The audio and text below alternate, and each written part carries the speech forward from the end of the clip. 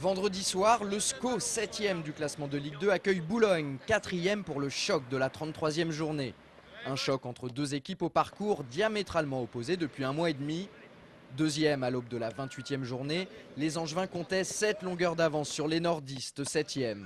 À cette époque, les hommes de Jean-Louis Garcia faisaient figure de prétendants à la montée en Ligue 1 et Boulogne semblait alors hors du coup. 5 journées plus tard, les rôles se sont complètement inversés. Aujourd'hui, ce sont les coéquipiers de Grégory Thiel qui possèdent 7 points d'avance sur Angers. L'explication est toute simple. Pendant que les scoïstes n'empochaient qu'1 point sur 15 possibles, les joueurs de Philippe Montagnier, eux, réalisaient le carton plein. Résultat, Boulogne est redevenu un candidat à la Ligue 1. C'est un véritable défi qui se présente à nous. Nous restons sur un point pris en 5 matchs, alors que nous rencontrons une équipe qui vient d'en prendre 15. Donc sur le papier au départ, il n'y a pas photo. Donc nous sommes les outsiders dans cette rencontre-là.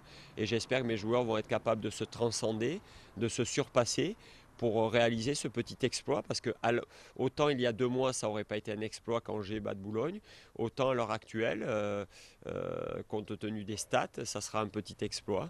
Donc j'aimerais qu'on soit capable de le réaliser. Pour créer la surprise, et on sait que le SCO en est capable, les Angevins devront commencer par retrouver une imperméabilité défensive. Sur les 11 dernières rencontres, les Noirs et Blancs ne sont jamais parvenus à garder leur cage inviolée. C'est un problème auquel il faut vite remédier. On sait très bien que quand on ne prend pas de but, on est très proche de la victoire. Quand on a fait notre super série, sur 14 matchs, je crois qu'on n'a pas pris de but sur 10 ou 11 matchs. Donc c'est vrai que c'est la base, pas prendre de but.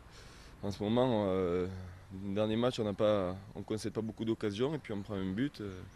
Donc c'est vrai qu'en ce moment, on paye un petit peu ces choses-là. Pour espérer faire déjouer les nordistes, les hommes de Jean-Louis Garcia devront également s'attacher à soigner leur réalisme offensif.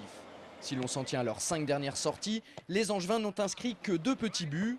Pourtant, ils se sont créés énormément de situations favorables, notamment contre Ajaccio et face à Tours. Demain soir, Paul Aloé-Folou, l'homme impliqué sur 50% des buts de son équipe cette saison, sera suspendu.